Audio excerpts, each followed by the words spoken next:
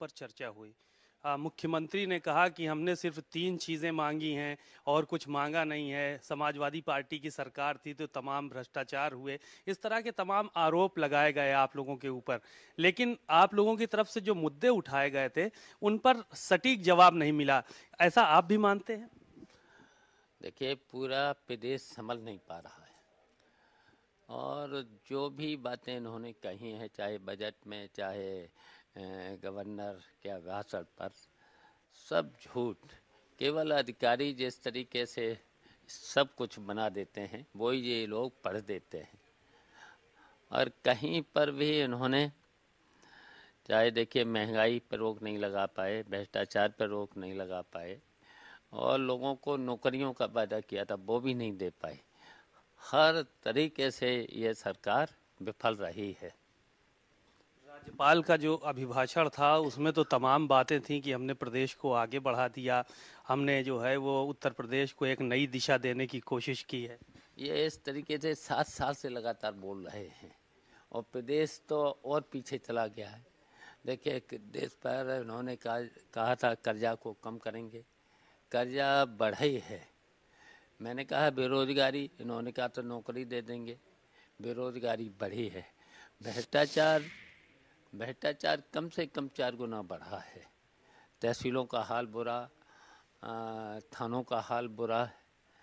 कहीं पर भी लाइन आर्डर नाम की चीज़ है नहीं।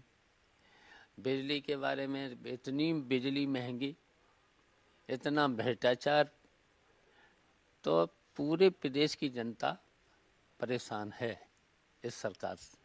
एक सवाल ये था कि जयंत चौधरी को लेकर बड़ी चर्चाएं हैं। आपके गठबंधन के साथ ही रहे हैं जयंत चौधरी, और अब चर्चा ये है कि वो भारतीय जनता पार्टी के साथ जा रहे हैं। 4 सीटों पर लगभग उनकी बात भी बन गई है और भाजपा के लोग कह रहे हैं कि उनका हृदय परिवर्तन हो रहा है। देखिए, वो हम जानते हैं वो सेकुलर लोग हैं, और देखिए इनके पिताजी भी, इनके बाबा भी चौधरी चरण सिंह का नाम था ही, तो ये सब लोग सेकुलर लोग थे। मुझे तो उम्मीद है कि जब सेकुलर हैं तो फिर तो भारतीय जनता पार्टी में जाने का कोई सवाल ही नहीं है, और नहीं भी जाना चाहिए। और देखिए, हमेशा चौधरी साहब से लेकर के हमेशा किसानों की लड़ाई, गरीबों की लड़ाई को लड़ा गया है, और पूरे देश ने चौधरी साहब को किसान नेता के रूप में जाना है और सेकुलर रहे हैं। तो हम जानते हैं ये भी सेकुलर रहना चाहिए, और इंडिया गठबंधन में हैं तो उसी में रहना चाहिए, तभी कुछ कर सकते हैं किसानों के लिए, गरीबों के लिए। जो मुख्य पश्चिमी उत्तर प्रदेश किसान प्रदेश है, गन्ने की समस्या है, और भी समस्याएं हैं, तो देखिए उनको इंडिया गठबंधन में रह कर के ही काम करना चाहिए, लड़ाई लड़नी चाहिए, संघर्ष करना चाहिए, तभी उन्हें सफलता मिल सकती है। ओवैसी के बारे में आपका क्या ख्याल है? आपने कुछ दिन पहले कहा था कि वो डिसाइड करें, हम 1-2 सीट के लिए अखिलेश जी से बात करेंगे। बड़ा चर्चा रही कि ओवैसी को साथ में ला रहे हैं शिवपाल जी। देखिए, मैंने ट्वीट को देखा था, तो उन्होंने कहा था कि भाई पीडीए में तो, हाँ, पीडीओ के बारे में क्या था, तो मैंने कहा कि अगर कहीं पर भी हम उनका सम्मान करते हैं तो वो अगर बताएं, कोई नाम हो उनके पास, तो मैं अपने राष्ट्रीय अध्यक्ष जी से बात करें, टिकट दिलवाएं। तो ये बात मैंने कहा था। एक सवाल और था, स्वामी प्रसाद मौर्य को लेकर आपकी पार्टी के कुछ नेता तंज कस रहे हैं, मनोज पांडे हैं और लोग, कि इस तरह की बयानबाजियां नहीं करनी चाहिए जैसे कि उन्होंने सदन में किया और बाहर भी करते रहते हैं। तो उनको लेकर भारतीय जनता पार्टी के लोग कह रहे हैं कि शीर्ष नेतृत्व बयानबाजी करवा रहा है उनसे, अखिलेश यादव करवा रहे हैं, शिवपाल यादव करवा रहे हैं, इस तरह की बातें शुरू हो गई। देखिए, धर्म में प्रपंच नहीं होना चाहिए, अमल होना चाहिए। तो ये मैंने तो कहा है, धर्म में प्रपंच नहीं होना चाहिए, अमल होना चाहिए।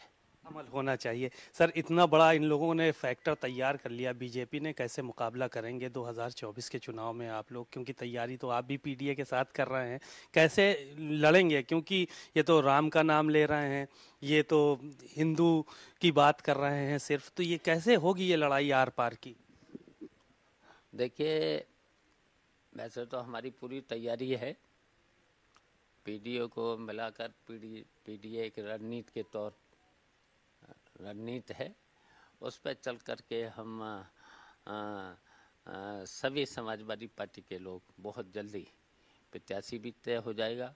और हम चाहते हैं कि इंडिया गठबंधन मजबूती के साथ भारतीय जनता पार्टी से मुकाबला करे और भारतीय जनता पार्टी को हराए। तो ये हमारी रणनीति है।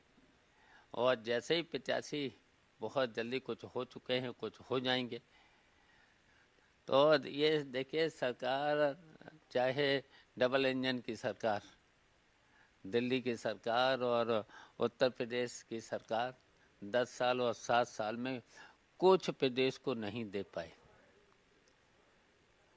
झूठे वादे, महंगाई रोक नहीं पाए, बेरोजगारी रोक नहीं पाए, भ्रष्टाचार लगातार बढ़ा ही गया है।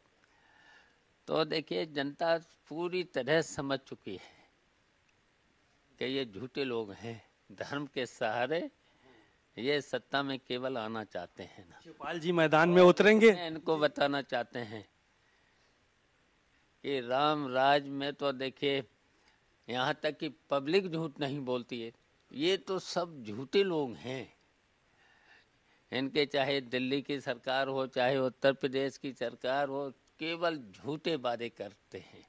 काम जनता के लिए कुछ करते नहीं, विकास के लिए करते नहीं, जनता को केवल लुटवाने का काम करते हैं। तो जनता इनको 2024 में सबक जरूर सिखाएगी। शिवपाल जी मैदान में होंगे, ताल ठोकेंगे क्या? अब जो भी राष्ट्रीय नेतृत्व का आदेश होगा उसका पालन किया जाएगा। शुक्रिया, बहुत बहुत। शिवपाल यादव जी ने बड़ी बेबाकी से अपनी बातें कही और साफ तौर पर कहा कि भारतीय जनता पार्टी के लोग झूठ सिर्फ बोलते हैं और जनता को ठगने का काम करते हैं। राम राज में आम आदमी भी झूठ नहीं बोलता था।